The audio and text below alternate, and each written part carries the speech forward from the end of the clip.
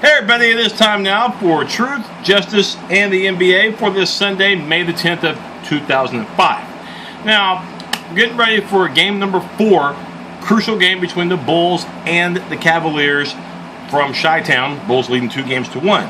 But before we get ready for that series to resume, haven't had a chance to talk about games 2 and 3 from last week. And in game 2, we saw Cleveland down 1-0, knowing that they would be without Kevin Love permanently for the rest of the season and without J.R. Smith for one more game because of suspension. LeBron James had to take more of a key role. Best player in the NBA needed to be more aggressive, and boy was he ever in game number 2. LeBron in that game, 33 points, 8 rebounds, 5 assists. He was more aggressive this time. You know, Jimmy Butler, who I thought defended him nicely in game number 1 in that stunning Chicago upset in the first game. Second game, though, Butler didn't have the answers, and LeBron facilitated, but he was also, like I said, more aggressive this time in the paint. And we saw also at the same time that become really opportunistic for the rest of the Cleveland players as well, because they were getting uncontested shots in the game. In fact, Cleveland jumped all over Chicago, and they showed the Bulls that, hey, this is not going to be like game number 1. We're going to get off to a better start, and we're going to let it hold up, and that showed. Cavs were up 38-18 at the end of 1, at halftime up 19, and would end up, winning the game despite the fact that, Chicago didn't quit. But the first quarter was too much for the Bulls to overcome. Cleveland wins game number 2, 106-91. And it wasn't just, LeBron. We saw, Kyrie Irving, 21 points, and Iman Shumpert, another nice contribution, for the former Knick. Shumpert contributing with 15 points. And how about James Jones, LeBron's backup? Speaking of players with experience, Jones had 5 threes in the game. How big was that? And Tristan Thompson got the start at power forward instead of Mike Miller. Turned out to be the right call because Thompson was a force on the board with 12 rebounds. For the Bulls, not a great night for Derrick Rose despite his 10 assists in the point column. Just didn't do a whole lot with 14. Butler, did what he could with 18 points, and you had Gasol with 11 and Taj Gibson off the bench. I thought he contributed with 11. But the big thing in this game, Cleveland was better on the boards, 45-37, and three-pointers. The Bulls only had 7 threes. Cleveland, better night, they had 12. So, the Cavs dominated this game at one point, leading by 25 points in the second half. Bad thing about this game, though, was Iman Shumpert tweaking the left groin, the strained left groin. So, game 3, we'll see how that, panned out. And for Chicago, they knew now that even though they lost the game, they did get what they came for, at least a split. And we'll see if that could hold up in game number 3, which took place on Friday from Chicago. And this was a game which Cleveland again got off to the nice start, although this time it wasn't a 20-point lead in the first quarter. It was 24-18, a little more manageable for the Bulls to catch up. And what was also manageable on the night for Chicago was the play of Derrick Rose, their superstar. Played subpar in game number 2, but game number 3 looked like the Derrick Rose of old. 30 points in the contest. And by the way, got to the free throw line for the first time since game 5 of the Milwaukee playoff series. So, game 6 against Milwaukee, game 1 and game 2 against Cleveland.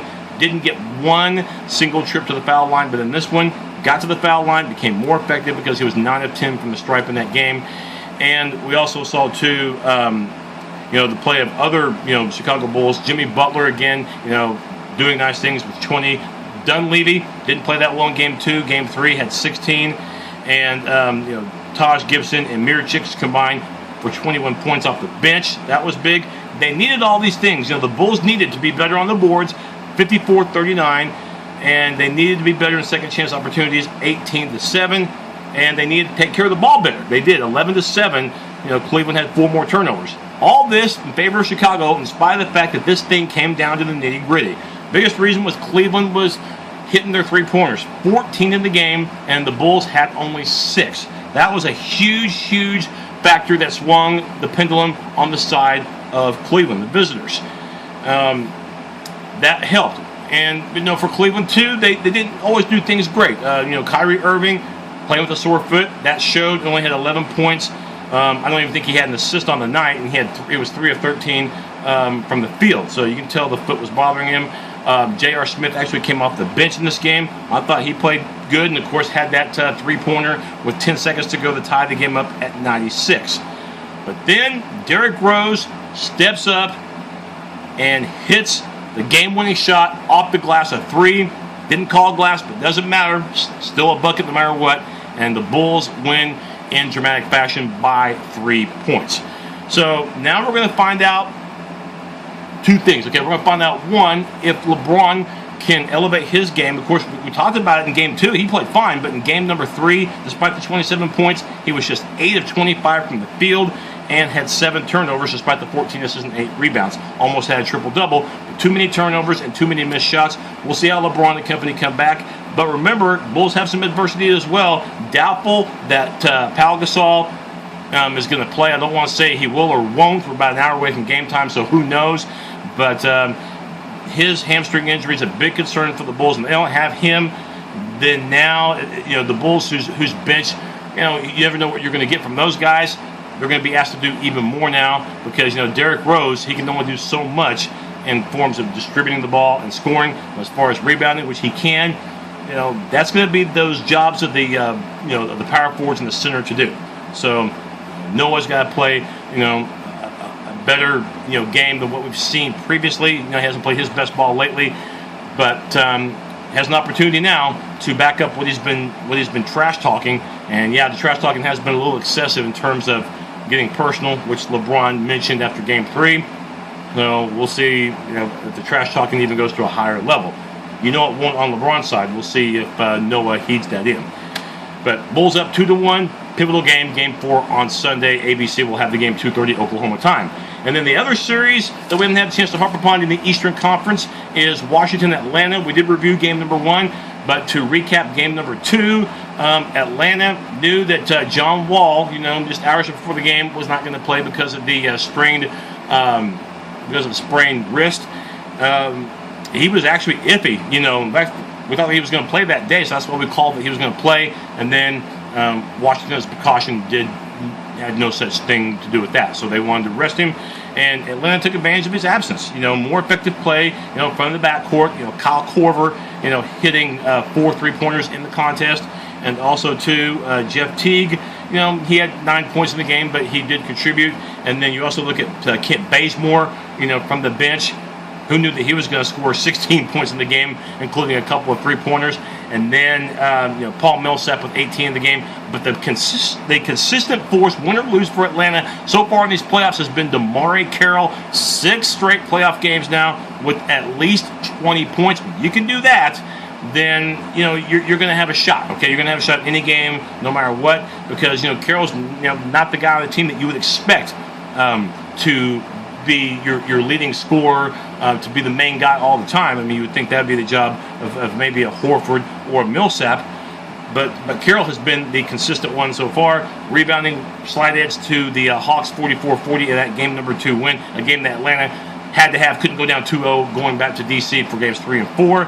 And Washington kept trying, but eventually ran out of gas. And Marcin Gortat, their valuable center, got into foul trouble. Eventually fouled out with 4.5 to go in the game, and pretty much that was that in the contest. And also in the game too, Bradley Beal did have 20 points. Sessions in the losing session, Ramon Sessions had 21 in the contest, and Porter had 15, and Pierce had 15 as well. But big thing in this game, I thought Atlanta slight is rebounding, and the Wizards turned the ball over excessively 16 times in the game compared to Atlanta's 10. So Atlanta settled it at 1-1, setting up Saturday, May 9th, game number 3. And it looked like Washington had shrugged off that game number 2 disappointment and was going to just take it out of Atlanta from beginning to end. Well, they almost took it out on them from beginning to end. At one point, the Wizards led by 21 points in the fourth quarter, led by 20 with about 8 minutes to go. And something in this game from that point on happened, and we almost saw NBA history for just the second time, okay? Only one time in the playoffs history has a team that trailed by at least 20 points between the 7 and 8 minute mark to go in a game has come from behind to win. That was 2012 when the Clippers came from, that deficit back in Memphis to stun the Grizzlies and win that game. Atlanta looked like they were going to do the same. They were getting their butts kicked. Nobody was really doing much at all. Then, great move by Coach Budenholzer of Atlanta, going to a smaller lineup, a faster team, and going to their bench primarily. And they got back in this game. And it wasn't Kyle Korver who hit the game-tying three in the final seconds. It was Mike Muscala. That's right, bench player Mike Muscala with a three to tie it up in the final seconds of the game. Atlanta had climbed the mountain. All they had to do now was get one more stop to get this thing to overtime and maybe steal one in a game that they had no business being in. Paul Pierce wasn't going to have that, and Pierce, the former Celtic and Nets player, has been a killer in the past against other teams in that situation. He lives for that moment, and he hit 21-foot bank shots at the buzzer, and pretty much, Derrick Rose-esque, just the day before, the Wizards win. As time runs out, they win the contest by 2 points. So, 103-101, Wizards still the only team in the playoffs so far that has not lost a home playoff game, and they continue to amaze, and all the pressure now will be on the Hawks come early this week for game number 4. The NBA's best team in the East with a 60-win count, now back against the wall. But then again, so are Cleveland, Houston, and especially Golden State, which we'll talk about on the next show, which will go back to the Western Conference. The teams that were the higher seeds, all 4 are down 2-1 and have lost home court advantage and face monstrous game 4 challenges. We'll see if Cleveland and if Atlanta can step up to the challenge, win even the series, and maybe make the series a faded memory. But right now, they don't have home court advantage, and right now they don't have momentum. None of the 4 favorites do. That does it for this edition of Truth, Justice, and the NBA. As again, it was Derrick Rose and Paul Pierce, 2 guys who've been there before. One with the MVP, one with a championship with the Celtics, both showing why they still have plenty of value for their teams and for the league.